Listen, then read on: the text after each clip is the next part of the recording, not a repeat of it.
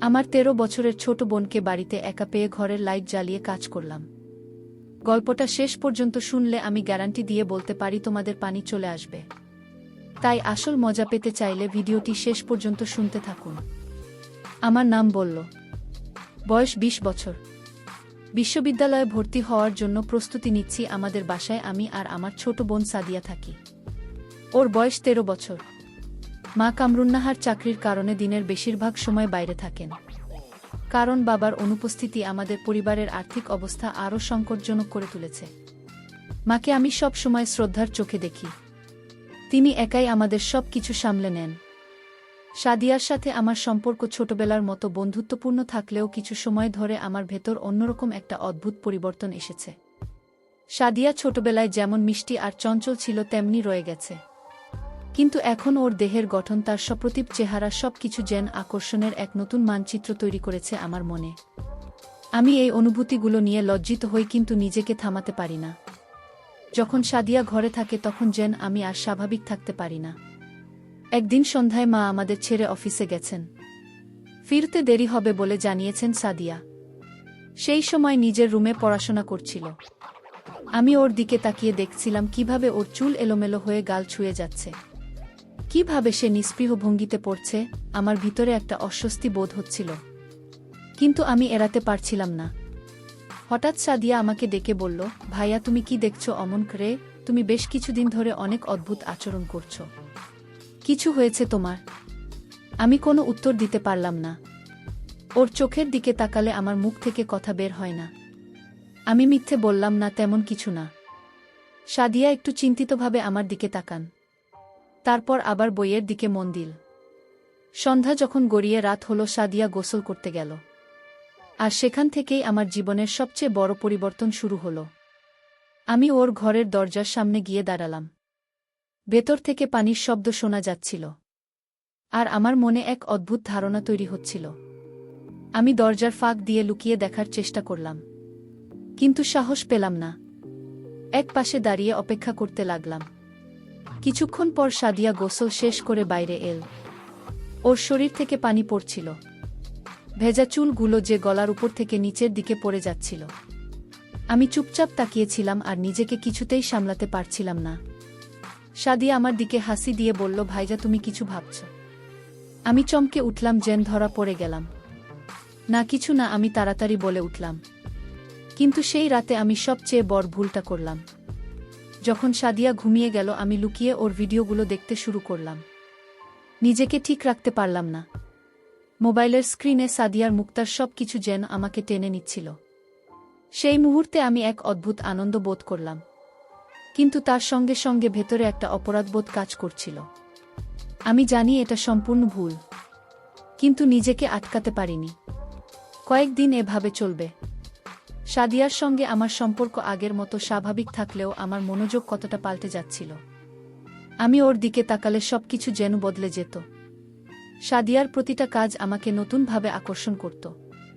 কিন্তু আমার এই আকর্ষণের খবর কি সে জানে না, সেটাই আমার জন্য সবচেয়ে বড় স্বস্তি ছিল। তবে কিছুদিন পর আমার আচরণে কিছু অদ্ভুত লক্ষ্য করা শুরু করল। ওর মনে হয়েছিল কেউ কেউ লুকিয়ে দেখছে, কিন্তু সরাসরি কিছু বলছিল না। একদিন রাতে মা আমাদের একা রেখে অফিসের কাজ নিয়ে বাইরে ছিল। সেই রাতে সাদিয়া হঠাৎ আমার সামনে এসে বলল, ভাইয়া তুমি কি সত্যিই কিছু লুকাচ্ছে? আমি চমকে উঠলাম। সাদিয়া কিভাবে বুঝল? আমি কি ধরা পড়ে গেলাম নাকি? সাদিয়া একটু হেসে বলল, ভাইয়া তুমি অনেক অদ্ভুত আচরণ করছো। কিছুদিন ধরে আমার সাথে কিছু হচ্ছে। আমি কিছু বলার আগেই সাদিয়া আমার মোবাইলের দিকে নজর দিল। আমি হতবাক হয়ে গেলাম। ও কিছু বলার আগে আমার ফোনটা সরিয়ে নিলাম। কিন্তু সাদিয়ার চোখে একটা সন্দেহ ঝলসে উঠল। সাদিয়ার সন্দেহ ধীরে ধীরে গভীর হতে লাগল। পল্লবের আচরণ প্রতিদিনই আরও অদ্ভুত হয়ে উঠছিল।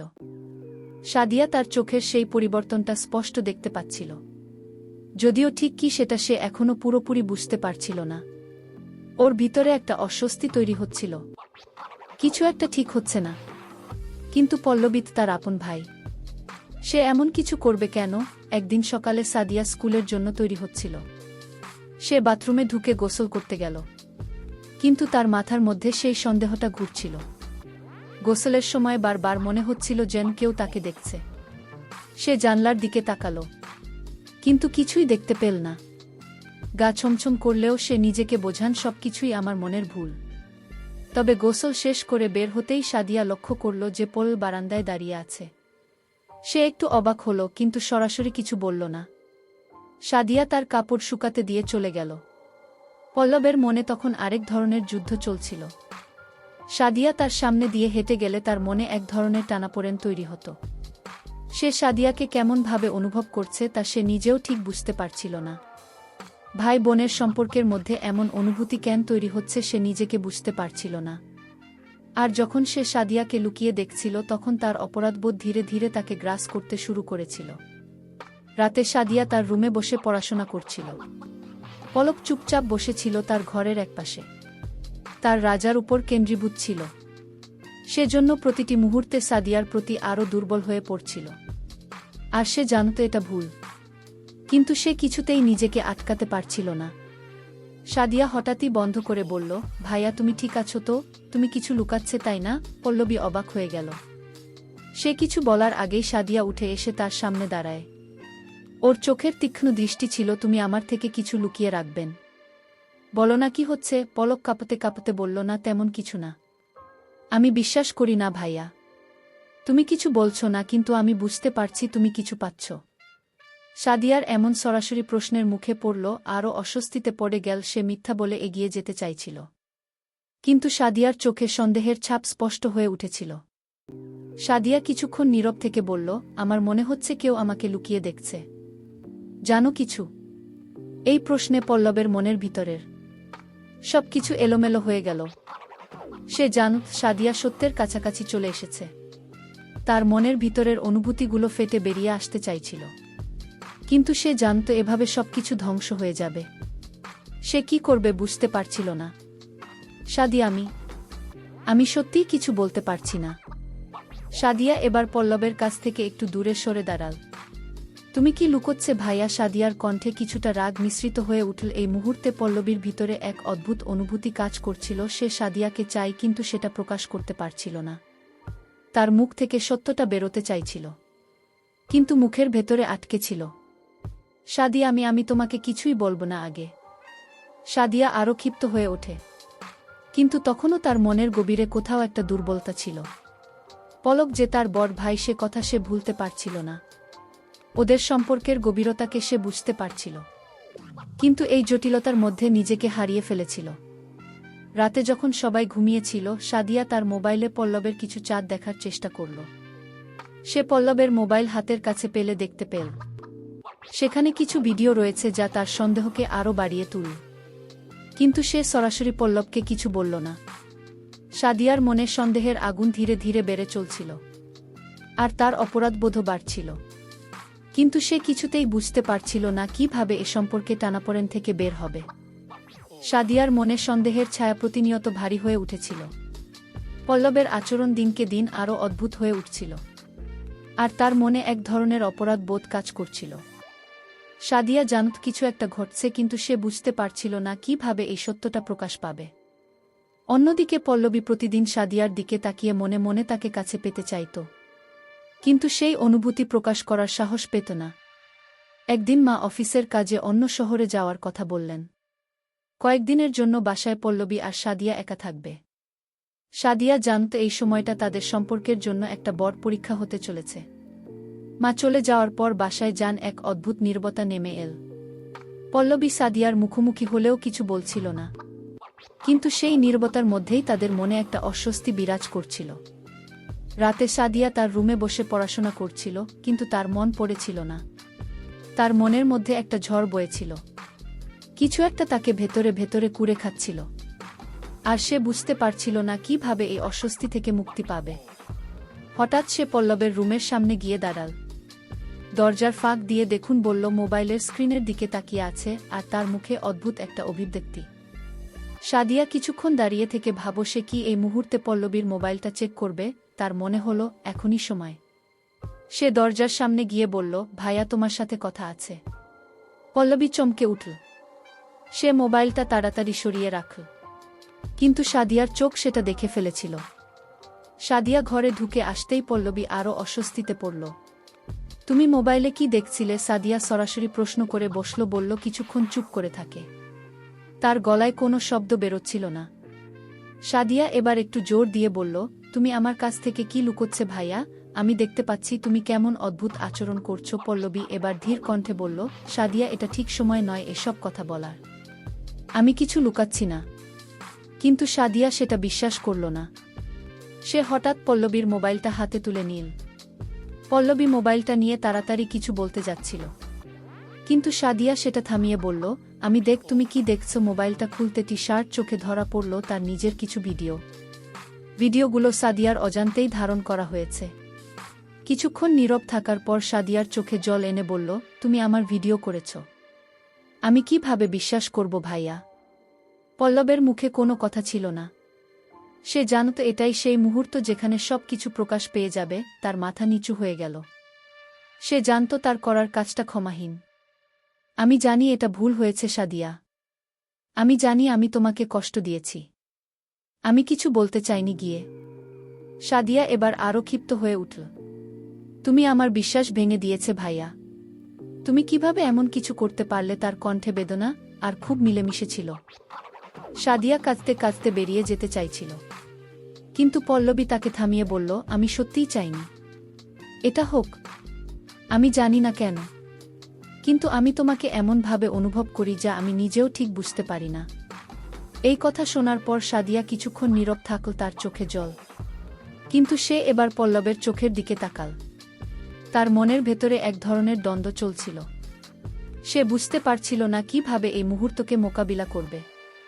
তুমি কি বলতে চাইছো ভাইয়া? সাদিয়া ধীর কণ্ঠে বলল, তার কণ্ঠে ক্ষোভ আর দুর্বলতার মিশ্রণ ছিল। সাদিয়া, আমি জানি না কিভাবে বলবো, কিন্তু আমি তোমার প্রতি একটা অদ্ভুত আকর্ষণ অনুভব করি। আমি জানি এটা ভুল। আমি জানি তুমি আমার বোন, কিন্তু আমার মনের ভেতরে এমন একটা অনুভূতি কাজ করছে যা আমি নিয়ন্ত্রণ করতে পারছি না। এই কথাগুলো শোনার পর সাদিয়া অবাক হয়ে গেল। তার মন যেন এক ঝড়ের মধ্যে পড়ল। সে জানত পল্লব যা বলছে সেটা সঠিক না, কিন্তু তার মনের ভেতরেও কোথাও একটা টানাপোড়েন শুরু হয়েছিল। সে পল্লবকে ঘৃণা করতে চাইছিল, কিন্তু সেই ঘৃণাটা সম্পূর্ণভাবে তার মনে বসে যাচ্ছিল না। সাদিয়া আর পল্লবের মধ্যে যে অস্বস্তিকর নীরবতা ছিল তা ক্রমশ জটিল থেকে জটিলতর হতে লাগল। দুজনেই একে অপরের সামনে কিছু বলতে পারছিল না, কিন্তু তাদের চোখের সব কিছু স্পষ্ট হয়ে উঠছিল। সেই দিনগুলোর মতো তাদের সম্পর্ক আর ছিল না। মন থেকে তারা যতই দূরে থাকার চেষ্টা করুক না কেন, আকর্ষণের অদৃশ্য টান তাদের দুজনের মাঝখানে প্রবলভাবে উপস্থিত ছিল। মা বাড়ি থেকে অনেক দূরের একটি শহরে অফিসের কাজে যেতে হলো। সাদিয়া ও পল্লবী এক বাড়িতে রয়েছি। এমন সময়ে সাদিয়া বুঝতে নিঃসঙ্গতায় হয়তো সবকিছু বদলে দিতে পারে। পল্লবের মনে এক ধরনের উত্তেজনা ছিল, কিন্তু অপরাধবোধ তার হৃদয়কে বেঁধে রাখছিল। রাতের খাওয়া শেষ করে সাদিয়া তার ঘরে গিয়ে দরজা বন্ধ করল। সে পড়াশোনার জন্য বসেছিল, কিন্তু তার মন পুরোপুরি এক অন্য ধাঁধায় আটকে গিয়েছিল। এক মুহূর্তের জন্য পল্লবীর সাথে কাটানো সব অদ্ভুত ঘটনা, সেই অপরাধ মিশ্রিত অনুভূতি সব তার মনের মধ্যে উকি দিতে শুরু করল। হঠাৎ দরজায় শব্দ হল। সাদিয়া দরজা খুলতেই পল্লবকে দাঁড়িয়ে থাকতে দেখে। তার মুখে একটা অসহায় অভিব্যক্তি, চোখে মুখে অস্থিরতা। বুঝলাম কিছু একটা বলার আছে ওর। সাদিয়া, আমি কথা বলতে চাই, পল্লবী ধীরে ধীরে বলল, তার কণ্ঠে এক ধরনের ভারী। সাদিয়া কিছুক্ষণ চুপ থেকে বলল, কি বলবে? পলক ধীরে ধীরে ঘরের ভেতরে ঢুকে পড়ল। দরজাটা নিজে থেকেই বন্ধ হয়ে গেল, যেন চারপাশের পৃথিবী থেকে তারা সম্পূর্ণ আলাদা হয়ে গেল। আমি আর এভাবে থাকতে পারছি না, পল্লব বলে উঠল। আমার মনের মধ্যে যা চলছে সেটা আমি আর আটকাতে পারছি না। আমি তোমাকে ভালোবাসি। সাদিয়া চমকে গেল, তার চোখ বড় হয়ে উঠল। ভাইজা, তুমি কি বলছো? এটা কি ঠিক বলছো? হ্যাঁ সাদিয়া, আমি জানি এটা ভুল। আমি জানি আমরা ভাই বোন, কিন্তু এই অনুভূতিটা আমি অনেক দিন ধরে লুকিয়ে রাখার চেষ্টা করেছি। প্রতিদিন আমি তোমার সামনে থাকি আর নিজেকে হারিয়ে ফেলি। আমার এই অনুভূতি থেকে মুক্তি পেতে চাই, কিন্তু পারছি না। সাদিয়া কিছুক্ষণ নীরব থাকলেন। তার মনে এক অসম্ভব দ্বন্দ্বের সৃষ্টি হল। সে জানত পল্লবের কথা মেনে নেওয়া সম্ভব না, কিন্তু তার মনের ভেতরেও কোথাও একটা ভাঙন ধরতে শুরু করল। আমরা যা করছি সেটাকে কেউ মেনে নেবে না, সাদিয়া বলল। তার কণ্ঠে বেদনাও দ্বিধা মেশানো ছিল। তুমি জানো না এর পরিণতি কি হতে পারে? পল্লবী মাথা নিচু করে বলল, আমি জানি। কিন্তু আমার অনুভূতিটা সত্যি। আমি যা বলছি তা হয়তো অপরাধ, কিন্তু আমার হৃদয় তো আর এসব নিয়ম মানে না। সাদিয়া এবার আর নিজেকে স্থির রাখতে পারল না।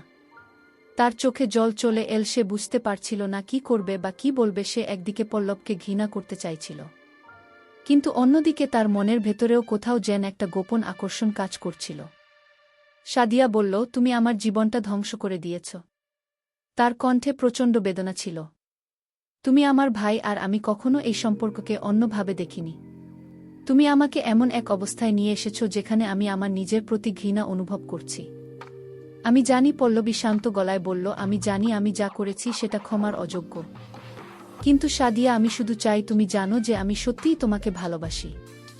সেটা যে কী ধরনের ভালোবাসা আমি জানি না, কিন্তু এটা গভীর ঘুম। সাদিয়া চুপচাপ দাঁড়িয়ে থাকো। তার মন তোলপাড় হচ্ছিল। সে কি পল্লবের এই ভালোবাসা গ্রহণ করবে, নাকি সে নিজেকে সব কিছু থেকে দূরে সরিয়ে নেবে? তার মনে ভয় আর আকর্ষণের দ্বন্দ্ব চলছিল। কিছুক্ষণ পর সাদিয়া তার মাথা নিচু করে বলল, আমাদের এই সম্পর্ক থেকে বেরিয়ে আসতে হবে ভাইয়া। আমাদের ভুলগুলোকে শুধরে নিতে হবে। তাদের কথা শেষ হয় না, কিন্তু পরিস্থিতির জটিলতা এবং মনের আকর্ষণ তাদের ভবিষ্যৎকে কিভাবে পরিচালিত করবে তা হয়তো কেবল সময় বলতে পারবে। সাদিয়ার কথার পর পুরো ঘর জুড়ে এক ধরনের থমথমে নীরবতা নেমে এল। পল্লব কিছুক্ষণ দাঁড়িয়ে রইলেন, কিন্তু কোনো উত্তর দিল না। তার মনে তখন এক ধরনের অস্থিরতা। একদিকে অপরাধবোধ আর অন্যদিকে সাদিয়ার প্রতি অদম্য টান। সাদিয়া কোনো কথা বলছিল না। হঠাৎ বলল, ধীরে ধীরে সাদিয়ার কাছে এগিয়ে এসে বলল, সাদিয়া, তুমি কি সত্যিই মনে করো আমরা আমাদের মনেই টান থেকে পালাতে পারব? সাদিয়া এবার আর নিজেকে সামলাতে পারল না। তার চোখে আবার জল এসে গেল। সে বুঝতে পারছিল এই অনুভূতি থেকে বের হওয়া সহজ হবে না, কিন্তু তবু সে চেষ্টা করতে চাচ্ছিল। ভাইয়া, সাদিয়া কাপা গলায় বলল, আমি চাই আমরা এই ভুল থেকে বেরিয়ে আসি। আমি চাই আমরা আবার আগের মতোই এই অনুভূতি সত্যি হলেও এটা আমাদের দুজনের জন্য সঠিক না। পল্লবী সাদিয়ার দিকে তাকিয়েছিল, তার চোখে গভীর বেদনা। কিন্তু সেই বেদনার মাঝে কোথাও এক ধরনের আকর্ষণ লুকানো ছিল যা সে আর দমিয়ে রাখতে পারছিল না। সাদিয়া, আমি জানি তুমি ঠিক বলছ। বলল, কিন্তু আমি আর পারছি না। তোমার প্রতি অনুভূতিটা আমি আর আটকাতে পারছি না। তুমি কি কখনো ভেবেছ যদি আমরা এই অনুভূতিকে মেনে নিই, তবে আমাদের মধ্যে কি কোনো সম্পর্ক গড়ে উঠতে পারে? সাদিয়া চমকে উঠল, ভাইয়া, তুমি কি পাগল হয়ে গেছ? তুমি কি জানো সমাজে আমাদের সম্পর্কের কি অবস্থা হবে? আমি জানি। পল্লবী ধীরে ধীরে বলল, কিন্তু আমি আর লুকিয়ে থাকতে পারছি না। আমি তোমাকে সত্যিই ভালোবাসি। সাদিয়া এবার পুরোপুরি ভেঙে পড়ল। তার মনের গভীরে কোথাও হয়তো সে পল্লবের প্রতি একটা অনুভূতি লুকিয়ে রেখেছিল যা সে কখনো স্বীকার করতে পারেনি। কিন্তু আজ সে সব অনুভূতি যেন সামনে চলে এল। সাদিয়া মাথা নিচু করে বলল, ভাইয়া, আমি জানি না আমরা কি করতে যাচ্ছি, কিন্তু আমাদের এই সম্পর্ক ঠিক না। আমি চাই আমরা আমাদের ভুলগুলো শুধরে নিই। পল্লবী একটু নীরব থেকে বলল, তুমি যদি সত্যি চাও তাহলে আমি চেষ্টা করব, কিন্তু আমি কখনো আমার অনুভূতিগুলোকে মিথ্যা বলবো না। সাদিয়া কিছুক্ষণ নীরব রইল, তারপর ধীরে ধীরে মাথা তুলে তাকাল। ভাইয়া, আমাদের দুজনের ভবিষ্যতে এই মুহূর্তে নির্ভর করছে আমাদের সিদ্ধান্তের উপর। আমরা যদি এই সম্পর্কে ভুল পথে চালিত করি তবে আমাদের জীবন ধ্বংস হয়ে যাবে। পল্লবী তার কথার কোনো উত্তর দিল না। সে বুঝতে পারছিল তাদের সামনে যে জটিলতা আর আকর্ষণ দাঁড়িয়ে আছে তা থেকে বেরিয়ে আসা সহজ হবে না।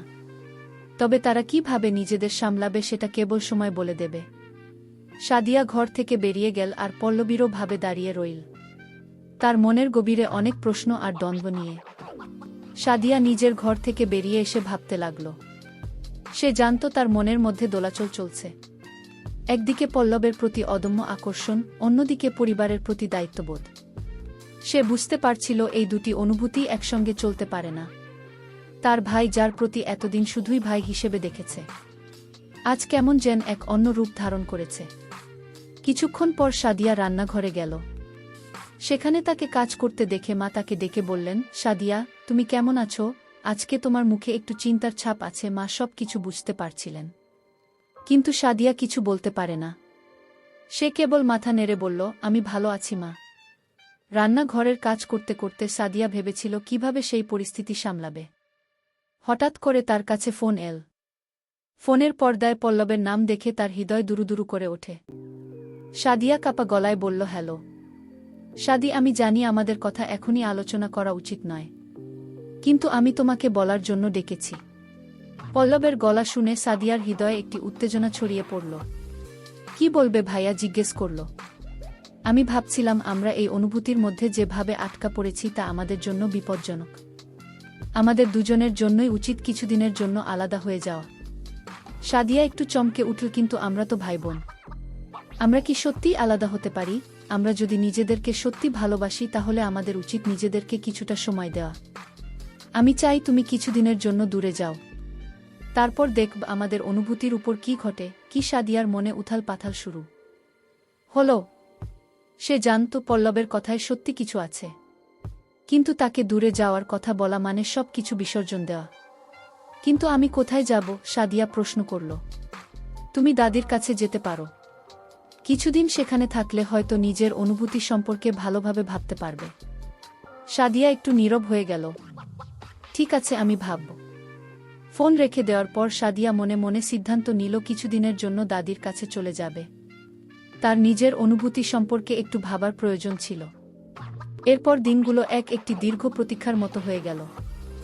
সাদিয়া তার দাদির কাছে গেলে এবং সেখানে গিয়ে নিজের চিন্তাভাবনা মগ্ন হয়ে গেল। দাদি খুব ভালো এবং পরম মায়ের মতো ছিলেন। সাদিয়া তার সঙ্গে সময় কাটিয়ে কিছুটা মানসিক শান্তি পেয়েছিল, কিন্তু তার মন কখনো পল্লবীর কথা বলতে পারছিল না। সে প্রায় তার ফোনে আরিফের নাম দেখে কেমন জানি খুঁজে ফিরতে লাগল, কখনো কখনো ফোন করার ইচ্ছে হলেও সে নিজেকে দমিয়ে রাখে। তার মনে হচ্ছে দূরে যাওয়াই হয়তো তাদের মধ্যে সঠিক সমাধান। একদিন সাদিয়া যখন দাদির সঙ্গে গল্প করছিল তখন তার মনের ভেতরে পল্লবের কথা আবার ফিরে এল। তুমি কি কখনো মনে করো সাদিয়া, প্রেম আর সম্পর্কের মধ্যে কি পার্থক্য আছে? দাদি প্রশ্ন করলেন। সাদিয়া এক মুহূর্তের জন্য থমকে গেল। হ্যাঁ দাদি, কিন্তু আমি তো জানি না আমার সম্পর্কটা আসলে কি।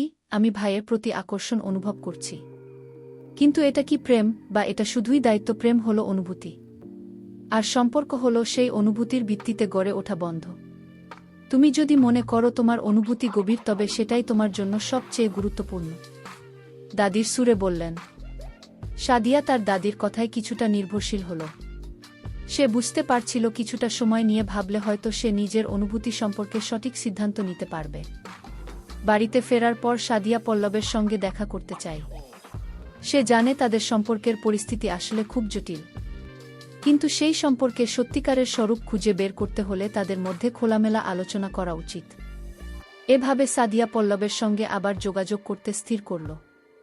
সে ফোন করার সিদ্ধান্ত নিল, কারণ সে জানত পল্লবের অনুভূতির প্রতি তার যে দ্বন্দ্ব ছিল সেটাকে মোকাবেলা করার সময় এসেছে। আর এই ফোন ধরার পর সাদিয়া তার হৃদয়ে জড়ো হওয়া সব কথা খুলে বলল, ভাইয়া, আমি ফিরে এসেছি।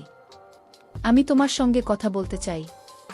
পল্লবের কণ্ঠে খুশির একটি ছোঁয়া ছিল। সাদি, আমি তোমার অপেক্ষায় ছিলাম। তুমি ফিরে আসায় আমি খুব খুশি।